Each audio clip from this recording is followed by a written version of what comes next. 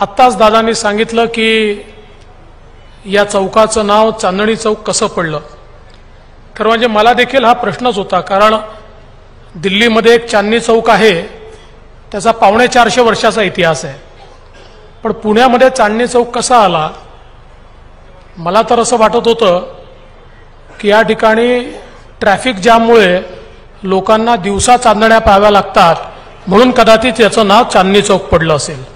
पण दादा, तुम्ही आज ज्ञानात भर घातली आहे आणि चांदणी चौक नाव कसं आलं हे या ठिकाणी खरं म्हणजे तुम्ही सांगितलेलं आहे. आणि पुण्यात नावं कशी पडतात याचं वैशिष्ट्य देखील तुम्ही या ठिकाणी सांगितलं, ते देखील अत्यंत महत्त्वाचं आहे. पुण्याचा चांदणी चौक येतो. गुगलही तुमच्याच कब्जात आहेत ना. बुद्धिवंतांचं शहर आहे दादा. इथे निर्णय करताना आम्हाला प्रॉब्लेम असतो आहे की बुद्धिवंतांचं शहर असल्यामुळे कोणी अमेरिकेचा रिपोर्ट आणतं, कोणी स्वित्झर्लंडचा रिपोर्ट आणतं, कोणी जर्मनीचा रिपोर्ट आणतं. मग या तीनपैकी प्रमाण रिपोर्ट कुठला. प्रमाण भाषा तर पुण्याची, पण प्रमाण रिपोर्ट कुठला याचा निर्णय करता करता थोडा वेळ निघून जातो. आणि म्हणूनच खरं म्हणजे मेट्रो मंजूर पहिले पुण्याची झाली, त्याच्यानंतर नागपूरची झाली, पण नागपूरची पूर्ण झाली. आणि खरंच आहे की त्या मीटिंगमध्ये नितीनजी, आम्ही सगळे होतो. आणि त्या दिवशी तो निर्णय नितीनजी तर म्हणाले की नाहीतर तुमची जन्मात होणार नाही, आणि त्या दिवशी तो निर्णय आपण घेतला. आणि त्यामुळे आणि त्याच्यानंतर मात्र अतिशय गतीने पुण्याच्या मेट्रोचं काम झालं. आणि आता मला न्यूज पाहून देखील अतिशय आनंद वाटला की इंटरचेंजचं स्टेशन झाल्यामुळे पुणे मेट्रोमध्ये आता केवळ वाढदिवस साजरे होत नाहीत, तर त्या ठिकाणी खरोखर आपले लोक प्रवास करायला लागले आहेत, प्रवाशांची संख्या वाढते. आणि आता हे वन कार्ड या ठिकाणी तयार झाल्यामुळे त्याचा देखील फायदा होईल. पण हर्डीकरांना माझी सूचना आहे, आणि त्यासोबत पुणे महानगरपालिका, पिंपरी चिंचवड महानगरपालिका आणि PMPL यांनाही माझी सूचना आहे की हे जे वन कार्ड आपण काढलेलं आहे, आता PMPLला देखील हेच कार्ड लागू होईल अशा प्रकारचं हे वन कार्ड झालं पाहिजे. म्हणजे या कार्डावर मेट्रो आणि आपली बस सिस्टीम ही सगळी एकत्रित चालली पाहिजे. जी वन कार्डची संकल्पना आहे, ही संकल्पना अशी आहे, माननीय मोदीजींच्या मते सिंगल कार्ड हे केवळ पुणे मेट्रो करता नाही आहे, पुण्यातल्या सगळ्या पब्लिक ट्रान्सपोर्ट सिस्टीम सोबत या कार्डवर देशभरातल्या पब्लिक ट्रान्सपोर्ट सिस्टीम आपण आणतो आहोत. पुढच्या काळामध्ये मुंबईला गेलो तरी पुण्याचं कार्ड दाखवून मुंबईच्या मेट्रोत प्रवास करता येईल, दिल्लीला गेलो तर दिल्लीच्या मेट्रोत प्रवास करता येईल, लखनौला गेलो तर लखनौच्या मेट्रोत प्रवास करता येईल. अशा प्रकारचं हे वन कार्ड आहे. त्यामुळे ही चांगली सुरुवात झाली आहे. मागच्या काळामध्ये पुण्यामध्ये PMPLमध्ये सगळ्यात मोठी इलेक्ट्रिक बसची फ्लीट आपण तयार केली. त्यावेळेस मी राज्य सरकारच्या वतीनं मोठ्या प्रमाणात या ठिकाणी बसेस खरेदीला अनुदान दिलं. आज देशामध्ये सर्वात जास्त इलेक्ट्रिक बसेसची फ्लीट जर कोणाजवळ असेल तर ती PMPL जवळ आहे. आता पुढच्या काळामध्ये ती मुंबईकडे होणार आहे, कारण त्यांनी आता तुमच्यापेक्षा जास्त बसेस घेण्याकरता ऑर्डर दिला आहे. पण PMPLला 1500 बसेस आपल्याला इलेक्ट्रिक बसेस घ्यायचे आहेत. आणि माझं असं मत आहे की आपण जर इंटिग्रेशन ऑफ ट्रान्सपोर्टेशन सिस्टीम केली, बघा आता जसं मेट्रोचं कनेक्टिव्हिटी वाढते तसे लोक वाढत आहेत. शेवटी ट्रान्सपोर्टेशनचा सगळ्यात महत्त्वाचा भाग असा असतो की लोक पब्लिक ट्रान्सपोर्ट तेव्हाच यूज करतात जेव्हा एंड टू एंड अशा प्रकारचं सोल्युशन असतं. माझ्या घरून निघालो तर मला जिथे जायचं त्याच्या 500 मीटरपर्यंत कुठलं तरी पब्लिक ट्रान्सपोर्ट मला वापरता आलं तर मी पब्लिक ट्रान्सपोर्ट त्या ठिकाणी वापरतो. त्यामुळे आता हे इंटिग्रेशन करणं, जसं मागच्या काळामध्ये आपण पुणे महानगरपालिकेत PMPLचा ॲप तयार केला, अशा प्रकारचा हा जो ॲप आहे याचं इंटिग्रेशन मेट्रोसोबत करणं, याचं इंटिग्रेशन आपल्या बसेससोबत करणं हे अत्यंत महत्त्वाचं आहे. जेणेकरून कुठल्याही व्यक्तीला ट्रान्सपोर्टेशनचा जो प्लॅन आहे हा त्या ॲपच्या माध्यमातून प्राप्त झाला पाहिजे आणि त्याला हा कॉन्फिडन्स असला पाहिजे. आता आपण स्मार्ट सिस्टीम तयार करतोय, त्या स्मार्ट सिस्टीममुळे बसेस देखील प्रेडिक्टेबल होतील. किती वेळात बस येणार आहे, कुठे येणार आहे, आता ती कुठे आहे, त्याच्यामध्ये किती जागा आहे, या सगळ्या गोष्टी या त्या ठिकाणी मिळाल्यानंतर माणूस बस स्टँडवर कधी थांबतो. जर त्याला अविरत थांबावं लागेल असं वाटलं तर तो कधीच थांबत नाही. पण त्याला जर हे नक्की माहिती आहे की आता बस कुठे आहे आणि ती किती वेळात येणार आहे आणि आल्यानंतर मला बसमध्ये चढायला जागा असणार आहे का, तर तो त्या बस स्टँडवर थांबतो. शेवटी पुण्याचं जे ट्रॅफिक आहे हे देखील अत्यंत महत्वाचं आहे. अलीकडेच मी एक सर्वेक्षण वाचलं ज्याच्यामध्ये पुण्यामध्ये 10 किलोमीटर जाण्याकरता नॉर्मल वेळ, ॲव्हरेज वेळ, म्हणजे तो पीक अवरचा वेळ वेगळाच आहे, हा जवळपास 30 मिनिटं 29 सेकंद आहे, जो देशातल्या पहिल्या 6 शहरांमध्ये, ट्रॅफिक जॅम असलेल्या शहरांमध्ये हा पुण्याचा दुर्दैवाने याच्यामध्ये सहभाग होतो. आणि साधारणपणे पीक टाइमला शुक्रवारी वगैरे हा 40 मिनिटांपर्यंत जास्त त्या ठिकाणी जातो. आणि म्हणून ही जी काही वाहतूक कोंडी आहे, ही वाहतूक कोंडी जर आपल्याला कमी करायची असेल तर त्याकरता पब्लिक ट्रान्सपोर्टेशन सिस्टीम असेल किंवा ज्याचा उल्लेख आता अजितदादांनी केला, पुणे रिंग रोड सारखा रिंग रोड हा पुण्याच्या वाहतुकीला त्या ठिकाणी निश्चितपणे ईज करू शकतो. आणि त्याचसोबत आता माननीय गडकरी साहेबांनी जो एक या ठिकाणी प्लॅन मांडलेला आहे, मागच्या काळात माननीय मुख्यमंत्र्यांच्या उपस्थितीत आम्ही एक बैठक देखील केली आणि आम्ही त्याला इन प्रिन्सिपल मान्यता देखील दिली आहे आणि नितीनजींनी अपेक्षा केली त्याप्रमाणे लवकरच आपण MOU करू. पण पुण्याच्या चौही बाजूने वेगवेगळ्या शहरांकडे जाणारे रस्ते आणि त्या रस्त्यांची कोंडी, याच्यामुळे खरं म्हणजे पुण्यातली कोंडी वाढते. आणि विशेषतः आपण सोलापूरहून यायचं म्हटलं तर कधी कधी 2.5-3 तासात सोलापूरहून आपण येऊन जातो आणि मग पुण्याच्या जवळ आलं की 2-2.5 तास आपल्याला पुण्यामध्ये यायला लागतात.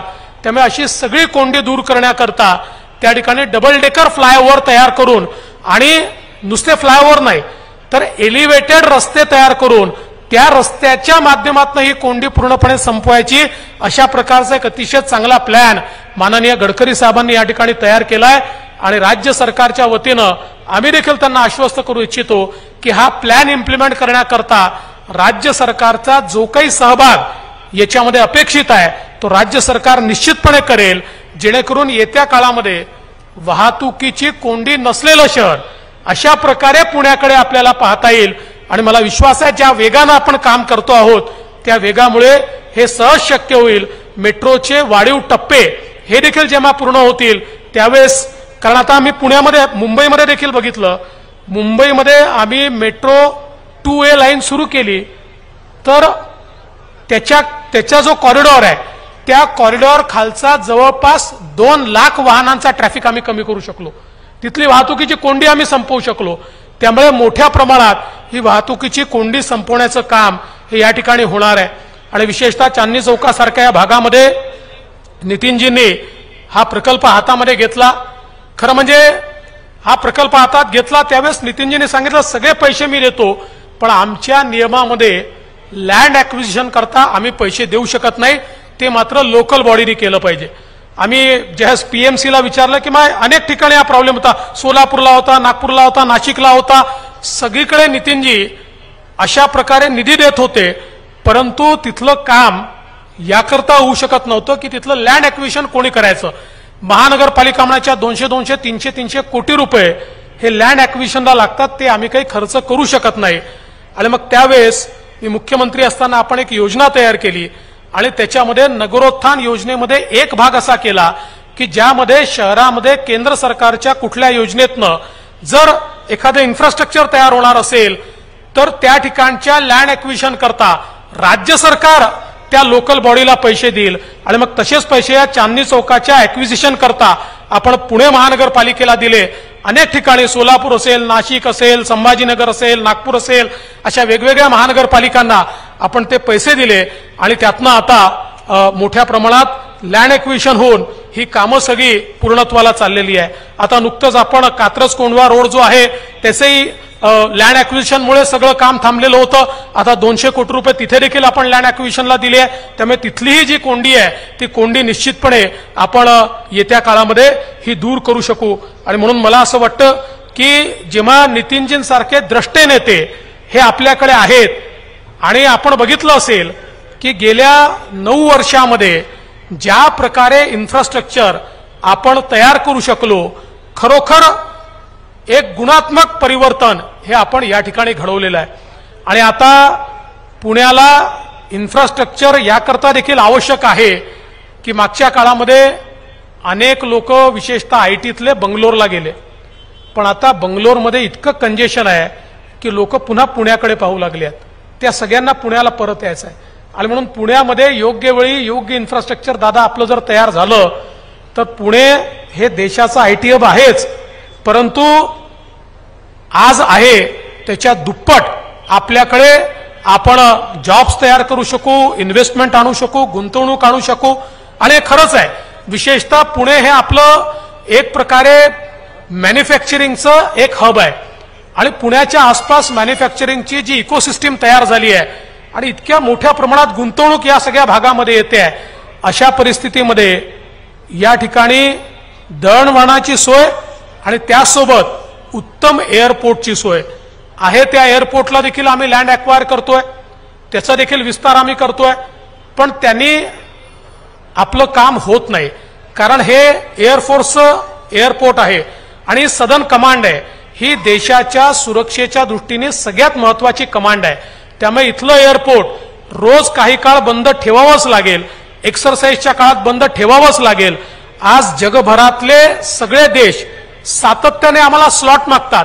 वेगवेगळ्या देशातनं पुण्यामध्ये डायरेक्ट फ्लाईट सुरू करायची आहे, पण पुणे एअरपोर्टवर आम्ही स्लॉट देऊ शकत नाही. याचं कारण इथल्या फ्लाईंग टाइमचं रेस्ट्रिक्शन आहे.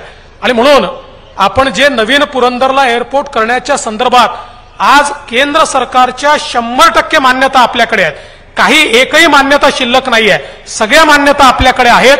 आता केवळ तिथे जमीन ॲक्वायर करायची आहे आणि मला आता विश्वास आहे की अजितदादा देखील सोबत आल्यामुळे आता जमीन ॲक्विजिशन हे अधिक त्या ठिकाणी सोपं होईल आणि निश्चितपणे तिथले लोकप्रतिनिधी असतील, तिथले नागरिक असतील, तिथले शेतकरी असतील, सगळ्यांना आपण विश्वासात घेऊ.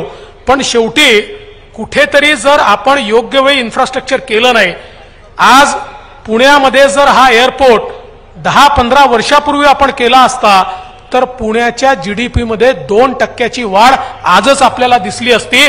कारण एअरपोर्टच्या कमतरतेमुळे आज या ठिकाणी उद्योगाला आवश्यक अशा प्रकारचं अधिकचं वातावरण हे आपण तयार करू शकत नाही. आज पुणे हे कार्गो हँडलिंग मध्ये एक अत्यंत महत्वाचं सेंटर होऊ शकतं, पण ते सेंटर न होण्याचं कारण पुण्यामध्ये डेडिकेटेड एअरपोर्ट नसणं हे आहे. डेडिकेटेड एअरपोर्ट आलं तर मोठ्या प्रमाणात या ठिकाणी इलेक्ट्रॉनिक क्लस्टर आता केंद्र सरकारने दिलेला आहे, त्या इलेक्ट्रॉनिक क्लस्टर करता, मॅन्युफॅक्चरिंग क्लस्टर करता आणि शेवटी पुण्याच्या आसपास एक हॉर्टिकल्चरचं देखील क्लस्टर आहे. या क्लस्टर करता देखील हे कार्गो एक अत्यंत महत्वाचं अशा प्रकारचं वरदान त्या ठिकाणी सिद्ध होईल. आणि म्हणून मला असं वाटतं की या दृष्टीने येत्या काळामध्ये आता पुढच्या आठवड्यात आम्ही याची बैठक देखील घेणार आहोत. माननीय मुख्यमंत्र्यांना विनंती केली आहे की एक बैठक घेऊन आपण आता याला गती दिली पाहिजे आणि ती गती देखील देण्याचं काम हे निश्चितपणे आपण करू. पुण्यामध्ये आपण सर्क्युलर इकॉनॉमी पार्क करतोय.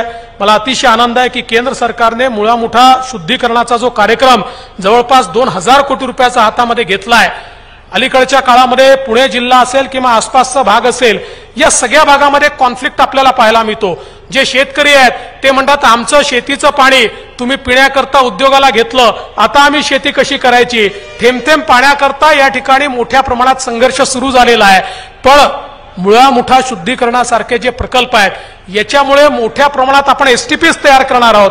आणि महाराष्ट्रामध्ये आपण मागच्या काळातच निर्णय घेतलाय की जिथे पाण्याचं शुद्धीकरण आपण केलंय त्याच्या 50 किलोमीटरच्या एरियामध्ये जिथे MIDC असेल त्या MIDCला धरणाचं शुद्ध पाणी घेता येणार नाही, त्याला ट्रीटेड वॉटरच घ्यावं लागेल. त्यामुळे हे सगळे STP तयार झाल्यानंतर पुणे असेल, पिंपरी चिंचवड असेल, याचं हे शुद्ध केलेलं पाणी MIDCला देणं जर आपण सुरू केलं तर धरणाचं पाणी आपण वाचवू शकू. आणि आज शेतीवर जे काही संकट आहे की आम्हाला पाणी कमी पडत आहे आणि मग एक संघर्ष उभा राहतोय, हा संघर्ष देखील मोठ्या प्रमाणात आपल्याला त्या ठिकाणी कमी करता येईल. विशेषतः आपण 24/7 सारखी योजना पुण्यामध्ये मागच्या काळात सुरू केली. काही झोनचं काम आता पूर्ण झालंय, उर्वरित झोनचं कामही पूर्ण होणार आहे. याच्यामुळे एक आरोप पुण्यावर सातत्याने दादा हाही होतो की पुण्याच्या लोकसंख्येच्या तुलनेत पुण्याला खूप जास्त पाणी आम्ही देतो.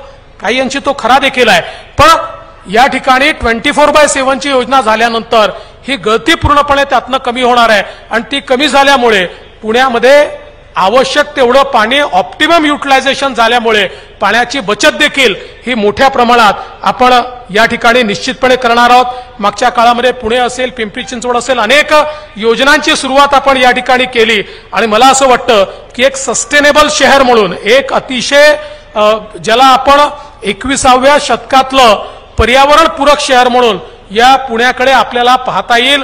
येत्या काळामध्ये पुण्याचं ज्यावेळेस कचऱ्यापासून वीज निर्मिती जशी पिंपरी चिंचवडने केली आहे, पुणे देखील करताय, तो प्रोजेक्ट झाल्यानंतर मला असं वाटतं की मोठ्या प्रमाणात येत्या काळामध्ये पुण्यासारख्या शहरांनी हा निर्णयच केला पाहिजे की काय वाटेल ते झालं तरी 100% कचऱ्याचं त्या ठिकाणी आम्ही त्याच्यावर प्रक्रिया करू, लँडफिल आम्ही त्या ठिकाणी करणारच नाही, अशा प्रकारची व्यवस्था पुण्यासारख्या शहरांनी उभी केली पाहिजे। मला विश्वास आहे की महानगरपालिका त्या दृष्टीने अनेक गोष्टी या ठिकाणी करते आहे आणि येत्या काळामध्ये या सगळ्या गोष्टींना महाराष्ट्र सरकारची पूर्ण ताकद या ठिकाणी असेल।